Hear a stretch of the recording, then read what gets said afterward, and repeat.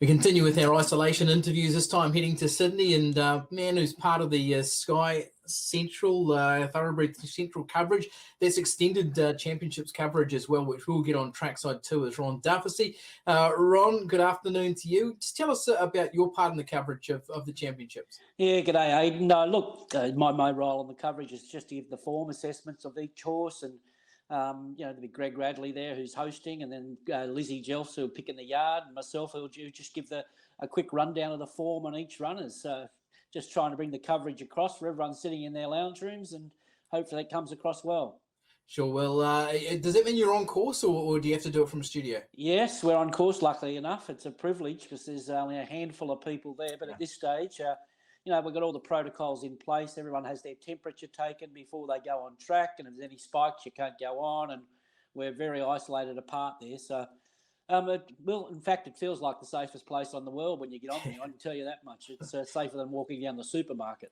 Yeah, exactly. You get a big trifecta. They come up with the temperature afterwards because your temperature might have spiked after one. Yeah, I know. I got to get there early to cool down if it's a hot day, because it's pretty distressing. They're coming up and putting this gun to your head, taking your temperature, and you don't know what temperature you are.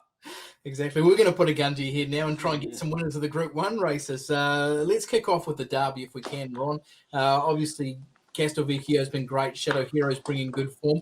Also, we've got the Kiwi links there with Sherwood Forest and Quick Thinker. What's your assessment of the race? Yeah, look, my assessment of the race, look, we've got a clear day today. We started on a soft 6 this morning, and we're expected we might get, 10 mils of rain this afternoon. So that's going to just top it up that little bit. So I'm saying we're working between a 7 and then drying out to probably a 6, which it's very dangerous trying to predict the weather. So a wet track we're working with, and I'm saying that's going to, it's hard to go past the class of Castelvecchio because we saw it in the Cox Plate last year. It's taken him a couple of runs to come to hand, and just the superiority of his win the other day. He showed he could race a little bit closer, and he did it pretty well. And there's no indications he can't run a mile and a half. In saying that, the other horse comes right into play. The timing is absolutely perfect with Warning, the Derby winner. He can be ridden much closer now, like he did in Melbourne in their Derby. So I think they've been holding back for a peak performance from him, and obviously he's got the wet track ability.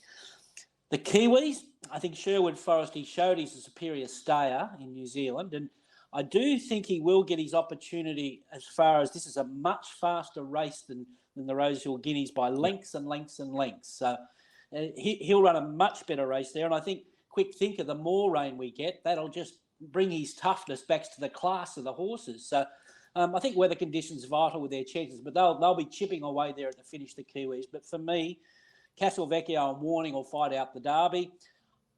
Just want to press on Shadow Hero. I'm convinced he's a better horse on top of the ground. I'm not saying he can't win, but he's just too well found in the market on a wet track for me. Okay, Ron, we're going to move you on to the Doncaster. We'll just go insides and outsides on these races. But we spoke to Chris Waller earlier this afternoon. Obviously, he's got 8 in the race, so he's got a key hand. But he was saying that he thought our girl, Melody Bell, was the horse to beat. What's your thoughts? Yeah, look, I think she's right there. Look, we're not calling her Sunline, but she's got 10 Group 1s in the bag. She's an outstanding mare. And if you want to pull her wet track form apart, she's second to none here.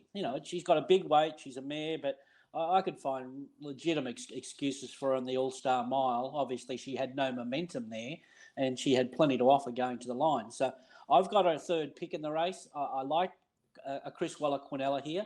Usually in a Doncaster, we go looking for the rider form. I think they've won 6 out of the last 7 have come out of the rider. Yeah, I think that's all right for us to go looking at that. But I still want to go looking for form, and I don't know whether the rider is form. I think the Ajax is the form this year. It was run 2 weeks ago, and we've already had 3 big winners out of that race. We've had Vega Days, we've had Night's Watch, we've had Cascadian, and these 2 horses, Imaging and Yulong Prince, singled out from that lot. And considering I'm going to get wet track again, I think he is massive odds, this import, Imaging. I know he's got barrier 20. He'll come in a few after the scratchings, after the emergencies come out. But he does have gate speed. The speed map of this race is not, it's not really a Doncaster standard. Quackerjack flies solo there, and then it's up to someone to make a decision. So I'm saying Imaging to beat Yulong Prince because if I'm tipping Imaging, Yulong Prince is not far behind him. And then you got horses like Melody Bell and Super Seth. The 3-year-olds must be respected. He was just ridden back in a slowly run race. And most maps, well, I've got him running in the first 5 here. So he'll run much, much better. Okay, yeah, let's go to the sprint, the TJ Smith run, and got Nature Strip in there, and a lot of really high-class sprinters, but it's not a cut-and-dried race. How did you assess it?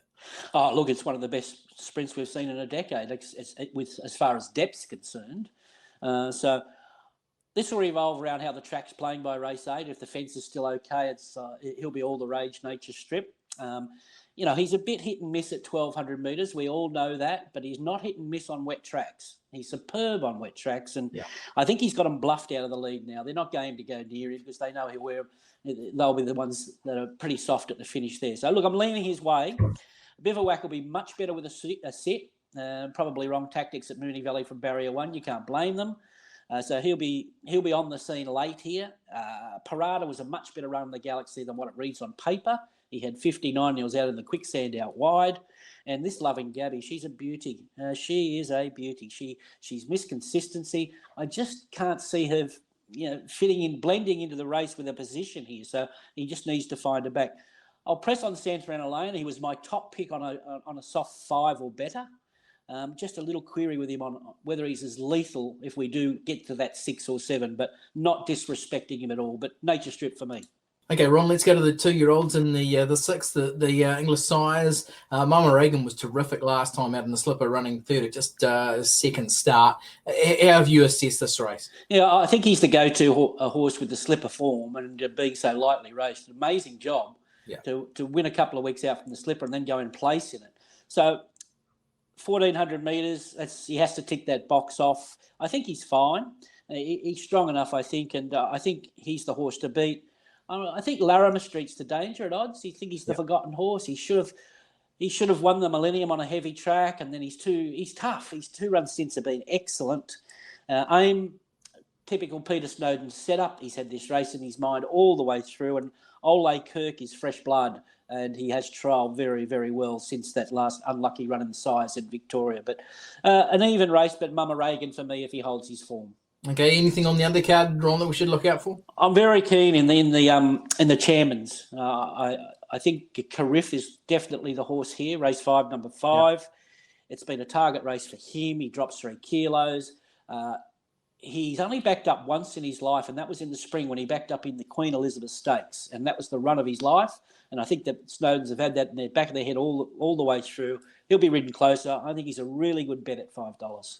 Okay, brilliant. Thanks so much for giving us the time, Ron. We'll look forward to tuning into your coverage on our trackside too tomorrow. We can get that on the website here at TRB Trackside, and we'll be following your tips, no doubt. Let's hope we can find a winner. Good on you.